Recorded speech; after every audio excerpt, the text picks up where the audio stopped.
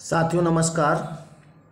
आज हिंदी में हम चूँकि इस समय हिंदी साहित्य का इतिहास पढ़ा रहे हैं तो कृष्ण भक्ति शाखा पे कुछ चर्चा हो रही है। तो कृष्ण भक्ति शाखा में ही आज चर्चा करेंगे हम सूरदास जी पर। सूरदास जी के बारे में ज़्यादा कुछ जानकारी नहीं मिलती है। हालांकि रचना तो इन्होंने किया है। इनकी रचना सूरसागर, सूरसारावली बहुत इम्पॉर्टेंट रचनाएं हैं, लेकिन इनके जन्म और कैसे क्या हुआ इसके बारे में ज़्यादा जानकारी नहीं मिलती। एक रचना है 84 वैष्णवर की वार्ता। तो जो भी जानकारी मिलती है इसी 84 वैष्णवर की वार्ता से मिलती है। तो आप भी इस पॉइंट को थोड़ा सा लिख लें। सबसे पहला पॉइंट लिखो, सूरदास जी का वृत्तांत। सूरदास जी का वृत्तांत 84 वैष्णवन की वार्ता में एक रचना है। 84 वैष्णवन की वार्ता। 84 वैष्णवन की वार्ता में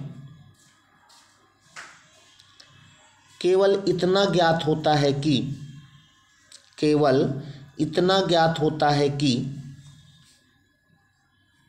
ये सबसे पहले आगरा तथा मथुरा के बीच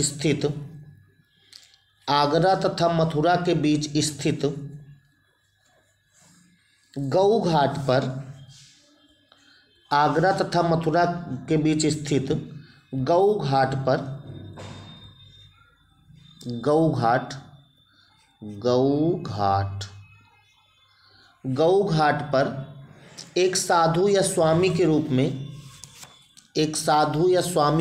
में रहा करते थे।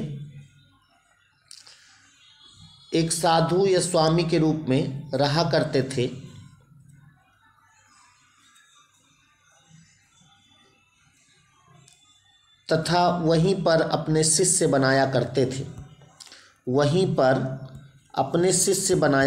थे।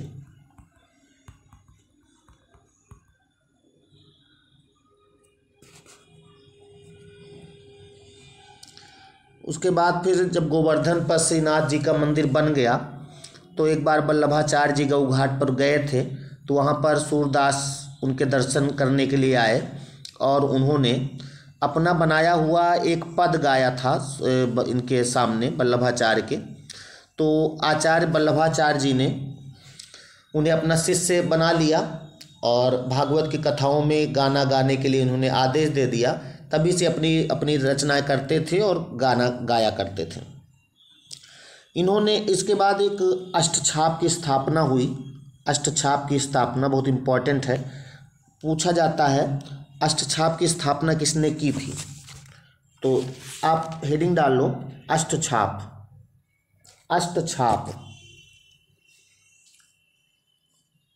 लिखो इसमें श्री वल्लभाचार्य के बाद उनके पुत्र गोसाई विट्ठलनाथ, उनका नाम था गोसाई विट्ठलनाथ। वी लिखना है आधा टा, विट्ठल। गोसाई विट्ठलनाथ जी गद्दी पर बैठे। गोसाई विट्ठलनाथ जी गद्दी पर बैठे।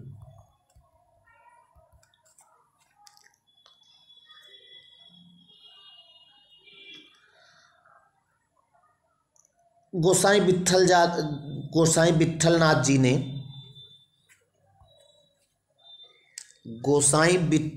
जी ने उस समय के सर्वोत्तम कवियों को चुनकर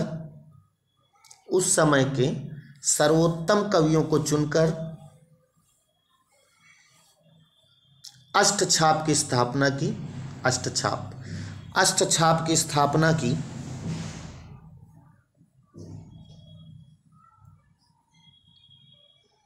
तथा इसमें उस समय के 8 कवियों को समाहित किया जो निम्नलिखित हैं। जो निम्नलिखित हैं।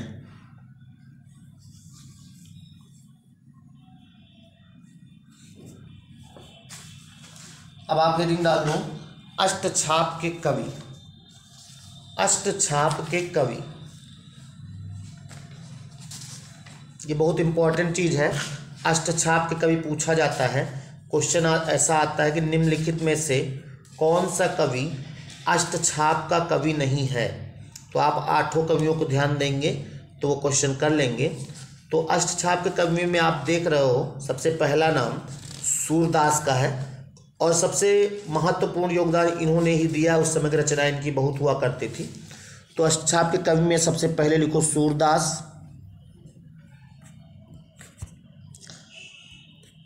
फिर लिखो कुंभन दास, ऐसे कॉमा लगा के लिखते जाओ। सूरदास, कुंभन दास, परमानंद दास, परमानंद दास, और उसके बाद फिर कृष्णदास, कृष्णदास, छीत स्वामी, गोविंद स्वामी, गोविंद स्वामी।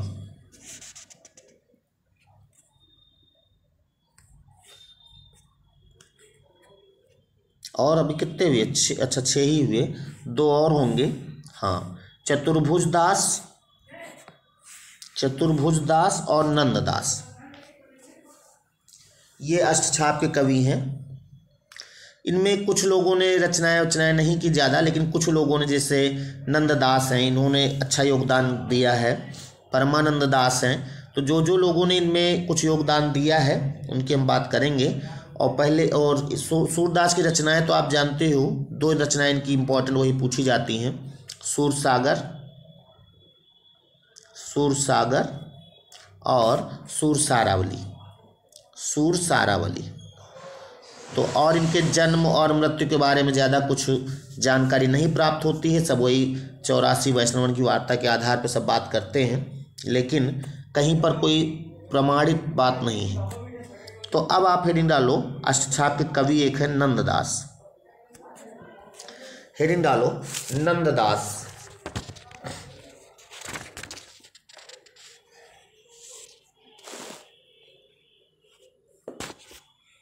अष्टछाप के जितने भी कवि हैं, सूरदास तो नंबर 1 पे है ही हैं, लेकिन नंददास ने भी अहम योगदान दिया है। तो इनके बारे में कुछ बातें हैं, उनको लिख लें। सबसे पहला पॉइंट आप देख रहे हैं, लिखा है इनकी रचना भी बड़ी सरस और मधुर है। तो लिख लो नंददास की रचना भी बड़ी सरस और मधुर है।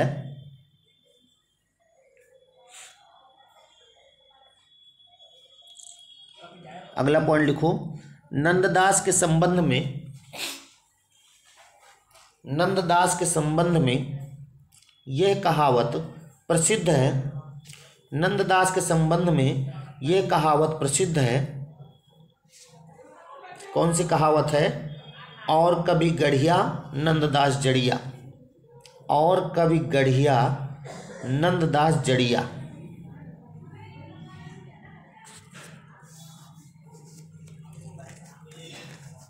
अगला पॉइंट एक और लिख लो इसमें, नंददास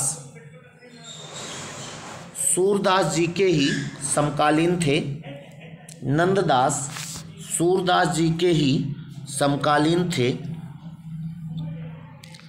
और इनकी गणना अष्टछाप के कवियों में होती है, और इनकी गणना अष्टछाप के कवियों में होती है।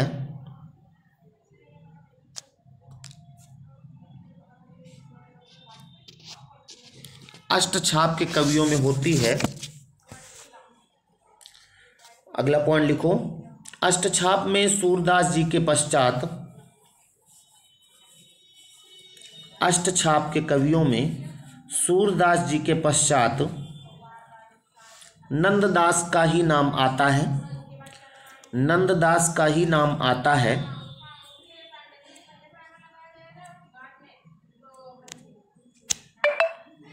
नंददास का ही नाम आता है।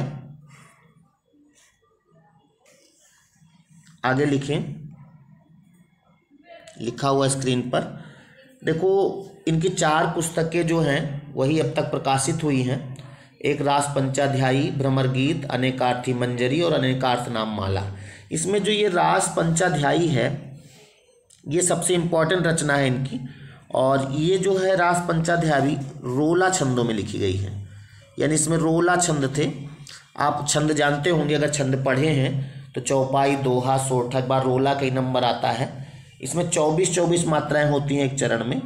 तो आपसे पूछा जा सकता है पहली चीज़ तो रास पंचाध्यायी लिखा किसने है, तो आपका आंसर क्या होगा, नंददास। रास पंचाध्यायी नंददास।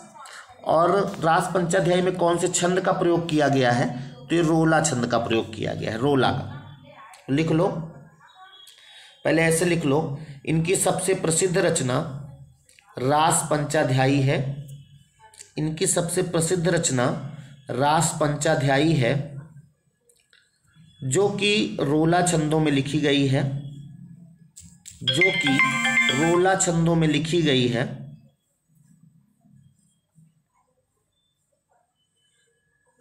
जो कि रोला छंदों में लिखी गई है।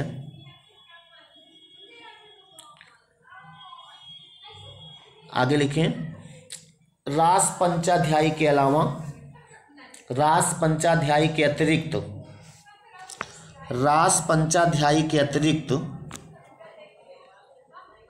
इनकी 3 पुस्तकें भ्रमर गीत, अनेकार्थी मंजरी, कॉमा लगा लिख लो, भ्रमर गीत, अनेकार्थी मंजरी तथा अनेकार्थ नाम माला, तथा अनेकार्थ नाम माला ही प्रकाशित हो पाई है, ही प्रकाशित हो पाई हैं।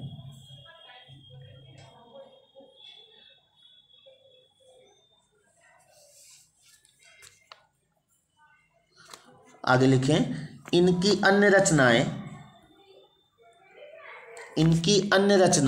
किसकी, नंददास की। नंददास की अन्य रचनाएं,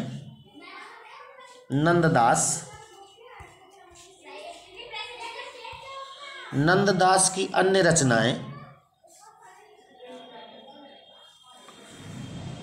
भागवत दशम स्कंध, कॉमा लगा के लिख लो, रुक्मिणी मंगल, सिद्धांत पंचाध्यायी, रूप मंजरी,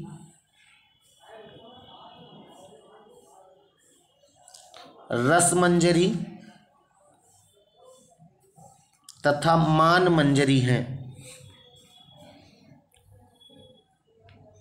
मान मंजरी हैं। अगला पॉइंट लिखो, भ्रमर गीत, ये क्या आ जाता है भाई, भ्रमर गीत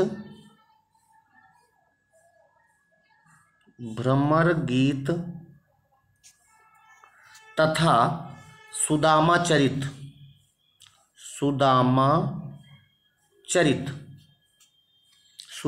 चरित इनकी प्रसिद्ध रचनाएं हैं। भ्रमर गीत तथा सुदामा चरित इनकी प्रसिद्ध रचनाएं हैं। लिख लिया। अब इस तरह से जो अष्टछाप के कवि हैं उनमें और कवियों की चर्चा करेंगे, जो भी रचनाएं जिन्होंने किया, जैसे कृष्णदास हैं, कृष्णदास की कौन कौन सी रचनाएं हैं, चतुर्भुज दास हैं, परमानंद दास हैं, एक एक राइटर पे बात होगी। लेकिन आज के वीडियो में यहीं तक, क्योंकि वीडियो लंबा हो जाता है तो आप लोग ऊबते हैं, देख नहीं पाते। जितना समय मिले उतना करें और जल्दी से हम इसको समाप्त करेंगे। उसके बाद हम एक एक चैप्टर आपको शुरुआत से पढ़ाएंगे, वर्णमाला शुरू करेंगे, समास, रस, छंद जितना भी है सब पढ़ाएंगे। लेकिन थोड़ा सा समय का अभाव है, इसलिए थोड़ा थोड़ा करते हैं, ठीक है। आप लोग वीडियो को लाइक ज़रूर कर दें, शेयर कर दें और कमेंट ज़रूर कर दिया करें, ठीक है। तो मिलते हैं अगले वीडियो में, तब तक के लिए नमस्कार।